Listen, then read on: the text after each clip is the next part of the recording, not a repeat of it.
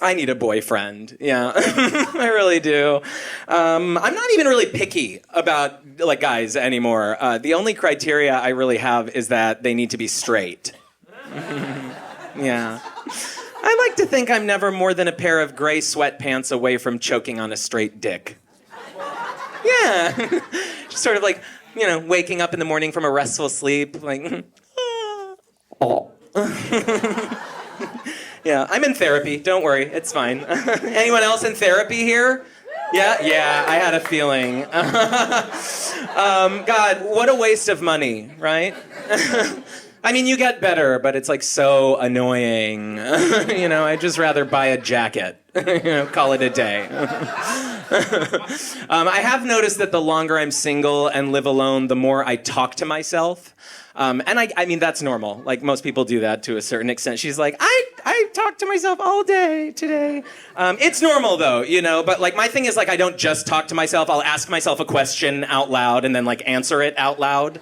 Like, I play both roles. I was on the couch the other day alone at home, scrolling through Instagram, and I saw this post that said, if you walked into a room full of everyone you've ever met in your entire life up until this point, who would you look for first? You saw it, right? I was like, that stopped me. I was like, that's interesting. So I sat there and I thought about it for a minute. I sort of like, sat with it. And then eventually I was like, I don't know. I give up. What about you? I was alone. Nobody was there. Just me and Alexa. I love that bitch. I do. I fucking love her. I tell her to all the time. I don't care. I'll say it from my desk. I'm like, Alexa, I love you. She goes, that's so kind of you to say, queen. I program mine gay, obviously. One time I was like, Alexa, do you love me too? She was like, I don't have human love figured out quite yet. And I was like, oh my God, me neither. Are we best friends right now? I got really used during COVID, like with the masks, I got very used to talking shit out loud in public, and I never stopped. And that is a problem. I have to be careful. I was on my way to Starbucks the other day, for example, for a coffee in the morning, and I saw this hot fucking guy coming out of Starbucks, hot. And exactly my type, uninterested and circumcised. And I was like, so we pass each other on this, about to pass each other. And I just impulsively, without thinking, I out loud, my body whoop, I go, what do we have here? Out loud. And he fucking looks at me. I mean, direct eye contact. I freeze. I'm like, is that a new Trader Joe's? Shalom. I love your penis. And then whoop, right into Starbucks, just as quickly as possible.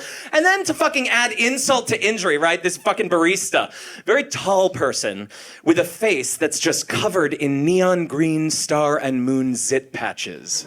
You guys know about these fucking things? Little medicated stickers that, they come in different shapes and colors, and people put them all over their face on top of their pimples and then wear them out in public. As if the Big Dipper is somehow going to distract me from your adult acne, It's fucking exhausting. All I wanted was a fucking latte, Here I am suddenly staring up at the Griffith Park Observatory, while they Sharpie my name onto a cup after accidentally verbally raping a straight man on my way in here. And all before 8 a.m. It was a busy fucking morning. The silver lining, however, was that he was probably Jewish, so my mother would have approved. What? She's alive. I mean... My parents are cool. My mom's great. My dad's great. They're awesome. They're very kind, loving, honest, warm people. I feel very lucky that so many of their wonderful qualities they managed to pass down to my brothers. I'm just kidding. My brothers are both total assholes as well. Also, so are my friends. I guess I have a secondary type.